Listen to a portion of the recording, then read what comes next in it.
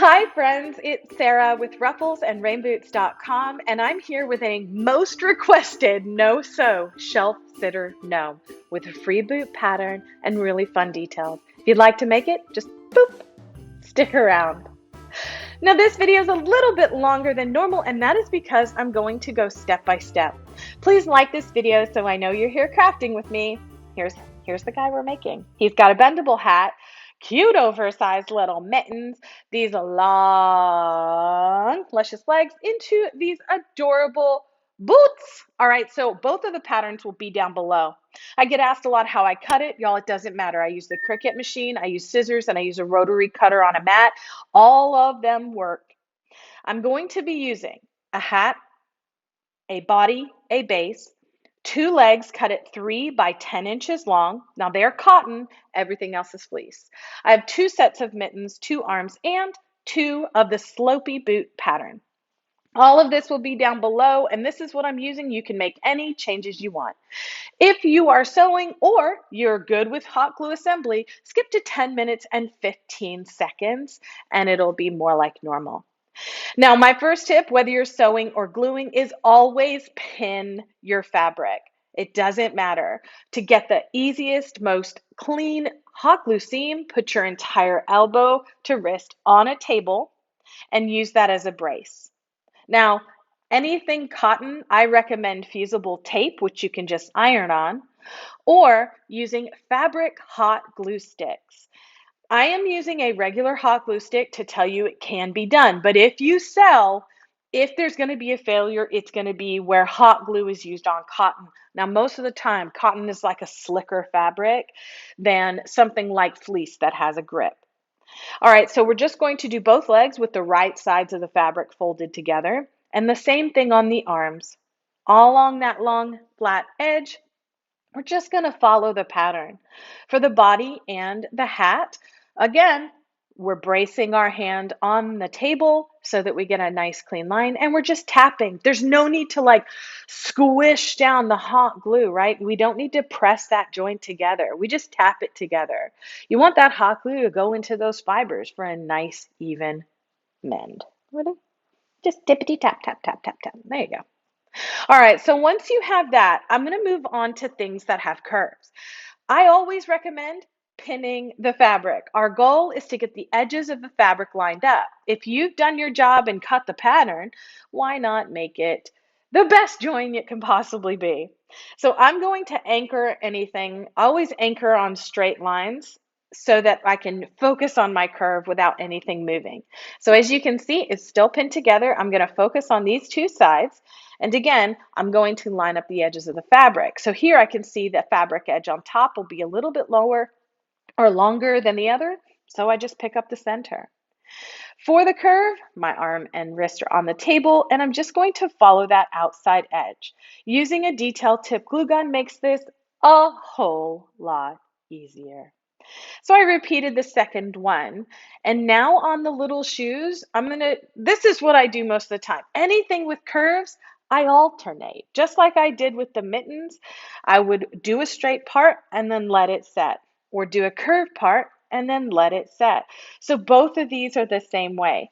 When you cut the slopey boot pattern, the very back of the pattern will be cut on the fold. So you only really have to do the little heel part, the base, and then the rounded toe part. Now in the pattern, it'll actually tell you to go all the way up to the ankle with the glue, and I'm only going to alter that just because I wanted to see what a lace-up little booty would look like with embroidery thread. And you'll see it's more work than I wanted to do. Again, I'm lining up the fabric edges and then just alternating this all the way around. Now, if you do want to do the little cross at the top of the boot, I found the easiest way is to use 2 needles and 1 piece of embroidery thread. If I were doing it over, I would use a cording just a little bit thicker than the embroidery thread. I'm going to speed this last little part up just a little bit. By the way, all of this so far has been done exactly to speed. I'm just moving in through the part where I'm swapping everything. I'm going to speed that part up. So again, this is me showing you. I'm only going to go part way up the boot so that I can add my little cross shoelaces. All right, now that that's done, take out all your pins so you don't poke yourself and moving on. If you're new here, let me answer this. The base is not too small for the pattern. It's perfectly sized to give you a nice rounded bottom. So you're going to pin one side just to the right of the seam. You're going to squish together that bottom piece and squish together the body piece so that you can get the 2 points, and where they meet is where we pin. See that? You've just basically cut it in half so that you can tug all of, well, not that lint, we'll move that. So you can tug all of this stuff into place. Now, all I'm doing is moving the fabric in between my fingers until it is flat. Again, I do not recommend doing the base without pinning everything. So all I'm going to do is repeat this entire process on the other side. And now you're just going to cut between those 2 pins in every little area. I like to leave about an inch of space in between it. I think that's the easiest way. But if you're new, put in 72 pins. No one's going to judge you for it. And if you're new to sewing and you're doing this pattern when sewing, again, more pins is not going to hurt you. So here's what it looks like. I know, pinhead, hot mess, but I promise you when we start gluing in between here, you're going to get a nice joint. Now do make sure the entire body is away from the edges because we don't want to glue anything together that shouldn't be glued together. So all we're going to do is glue these little pockets here. We're going to glue those together. Again, my arm up to my wrist is on the table, so I have the easiest way to control my hot glue. Not only the distribution, meaning how hard I'm pushing the trigger, but where I want that glue to be. I'm just going to split each of these. Oops, get that out of there. Y'all don't know where this lint is coming from.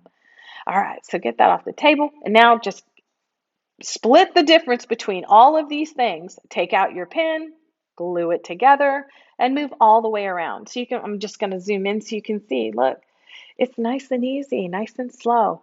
Now this part's a little speeded up because I don't want this video to be 35 minutes long, which is how long it took me to make this gnome. When I sew this, it doesn't take me more than about 20 minutes. Again, the longest part for me is hot gluing everything. If you want to learn how to sew this, you can. I've shared it. When you're turning everything out, use something that's not pointy. I'm using the blunt edge of my scissors to push out that seam. And you can see on all of these, there's no tricks, there's no anything. I'm just speeding it up so you don't have to watch me do all of it. But I'm just, again, staying away from the seam, using the blunt edge and helping turn everything around. I'm going to do the second one here. For the little mittens, I'm going to push the end through instead of pulling it. That will make sure you won't bust any seams. Use the, rounded off edge to poke out all the edges and seams. I take the tip of the hat, rounded edge, poke it out. I go a little slower on this part just because I don't want to stick my scissors through. I also take my fingers and roll the seam so I can lay it flat. All right, for the bodies, the same thing. I always start with the very tip and then use the blunt edge to poke that out.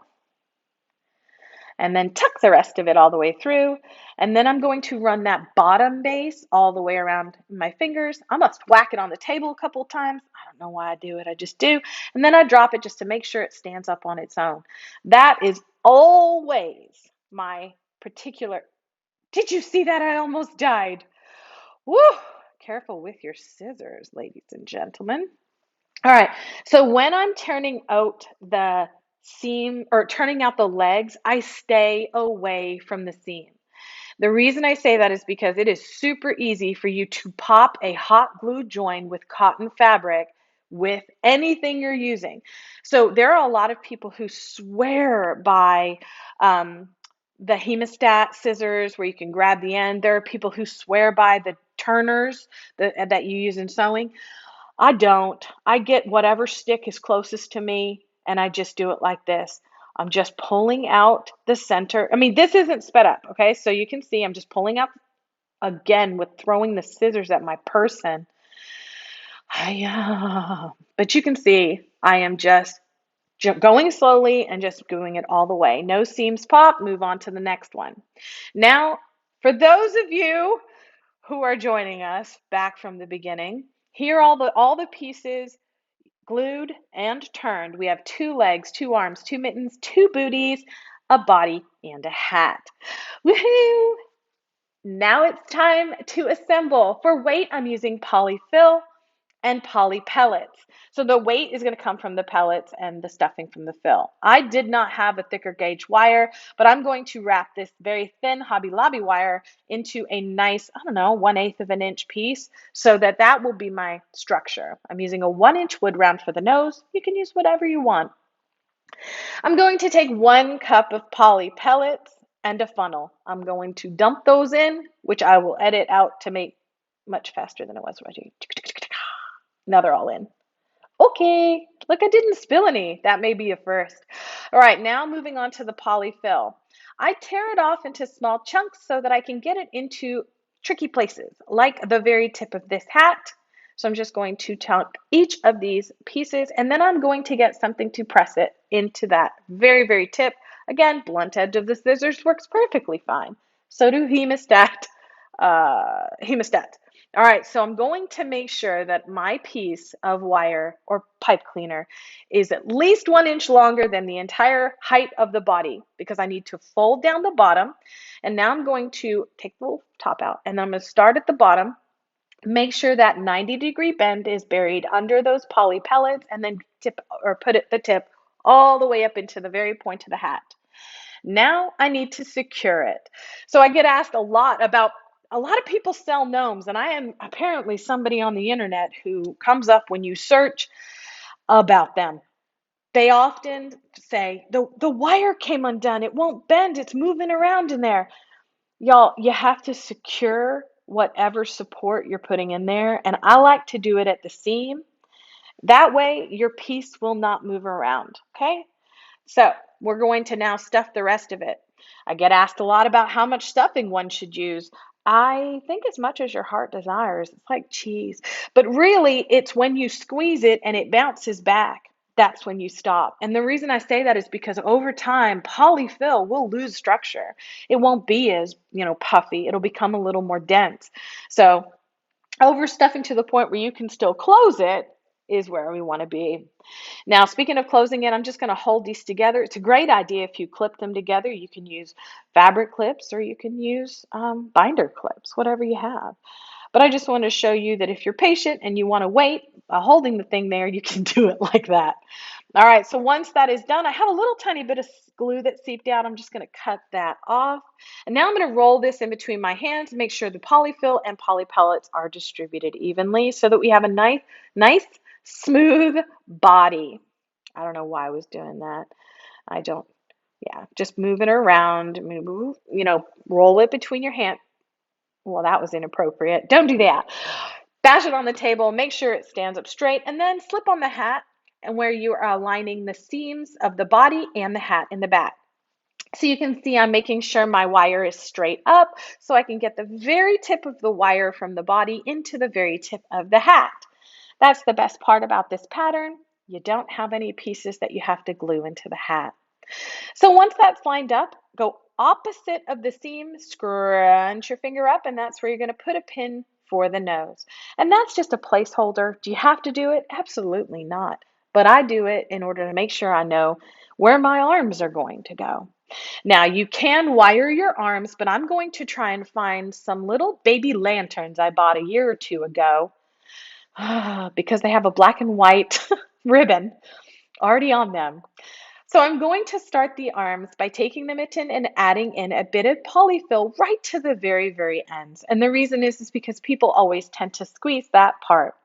I make it so that the seam is inside, so it's facing inside, and then I just glue that on. And you can scrunch it up, you can add little ties, whatever your heart desires. I end up adding little ties at the end. I'm just going to pop this under the hat about halfway between the front and back of the body and just straight down because I don't need him holding anything yet. And you can pin those. I always end up pinning them. So you're just going to repeat those same steps with the other arm and pop that on as well as a placeholder. Hello. For the little booties, you can add weight I don't think I need to with most of my shelf sitters. So for this, I'm just going to add polyfill, again, ripped into smaller pieces so it gets into the nice nooks and crannies of the little booty. And now I'm going to be setting that aside because, again, I'm not ready yet to do the crosshatch. For the legs, this is probably the most frustrating one for me when I'm working with cotton because it has no stretch. So all you're going to do is make sure you're nowhere working against near the seam, right? That's where our failure would happen. But everywhere else, just hold it in the cylinder, take the little tiny rip pieces, press them in, and then use something to poke them a little further down, like scissors. Now I do halfway and then I go with the other side so I don't have to push it all in. All right, so working on the other side. Again, I don't want to work near the seam, so I'm pressing in on the non-seam part.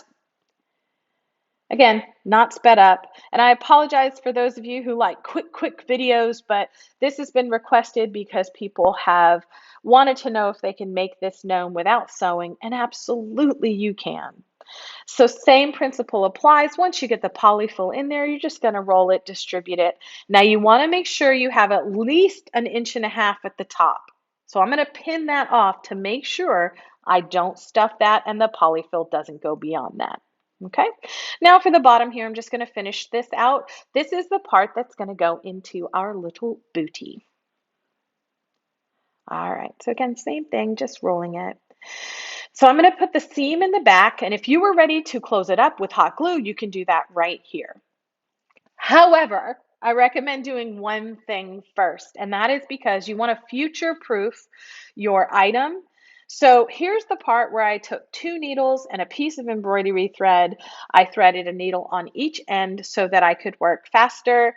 All I'm doing is starting in from the back side, and I'm just going to crisscross these. So what I did is I crisscross, and then on the same side, I come out and crisscross again.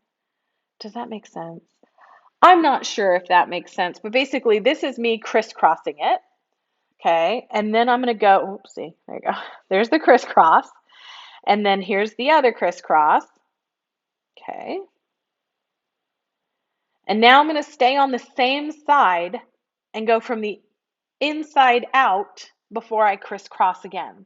See that? So I'm coming in from the inside out on the same side and then crisscrossing it. That's the easiest way I found to do this. So I'm just going to repeat this until I get as high as I want. I didn't want all the way up.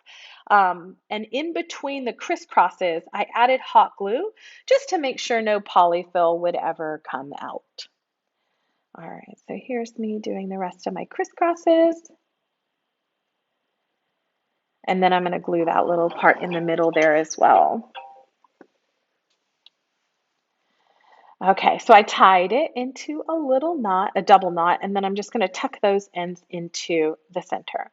Now, here's the part where you're future-proofing your polyfill. I'm going to glue down the end tabs. They don't have to look pretty of the leg, and that way no polyfill will escape or transfer, right, from the leg or the booty. All right, so I'm just going to line up this back seam here so no one sees it, and then I'm going to glue this down. And you can add a trim here if you don't like the way it looks all glued right here. But I try to be transparent with you. I'm not adding trims because it all didn't line up or something. This is me making this. It's sitting in my living room right now. If you're following on Facebook, see, look, I just spent 30 minutes looking for those. Do you see that? I found them. I was so excruciatingly happy. I can't even explain. All right, so now I'm going to cut off the excess. I made this 10 by 3, very, very long in case you wanted long. I needed it just to be to the bottom of my mantle, so I'm cutting them off and just using the first piece to cut the second. Now, I'm going to pop in some pins, whoop, there you go, for these arms so that they stay in place and out of the way. And for those of you who are new here, if you've never seen this done, I'm going to flip this over on the bottom so you can see what it looks like. You are simply going to glue the little legs to the bum bum. That's it. If you are sewing, this process is way easier. You've already done it when you created the body. But for those of you who are not sewing, don't worry. You're just going to glue them down. They're going to overlap, and that's okay. So glue them down, and then when you remove the pins, you'll be able to glue the front because you want those pieces to stay in place.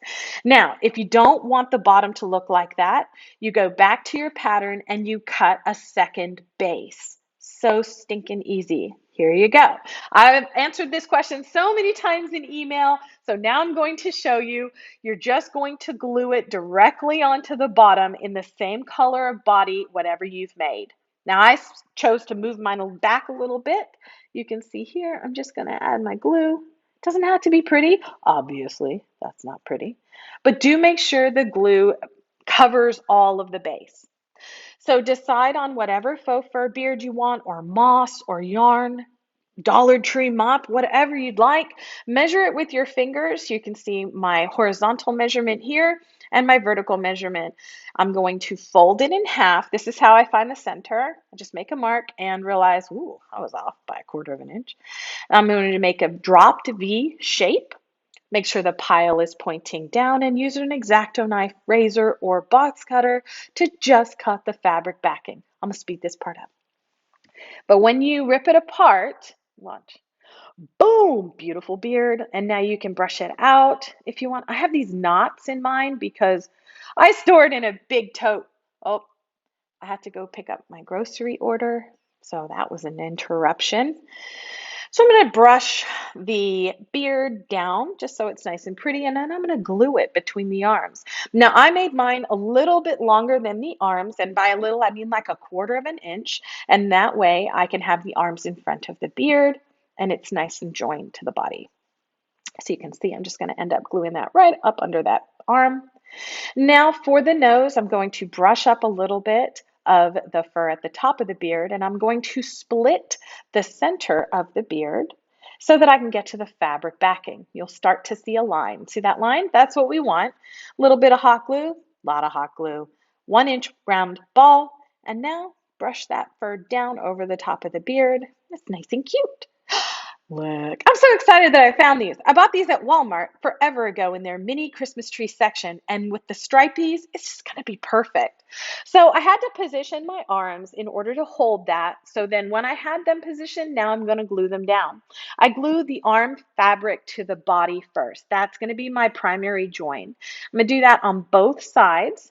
You can see only the arms are being glued down and not on the faux fur. Then I'm going to glue the hat fabric over the top of the arm on both sides as well. Easy peasy, lemon squeezy. All right. Last little bit here is to make a faux brim for the hat just in front, and then glue that right directly to the top of the nose. Get a nice good join right there. You can add a little hot glue for whatever they're holding in between the two mittens. And then add any decorations you want to for the hat. Mine is a pretty simple guy this year. And here he is, all decked out on my little holiday mantle. And I would love to know what you think. Let me know down in the comments section below. Also down below are the links to the patterns I used. As always, thank you for being here. Please like, share, and subscribe for more crafty fun.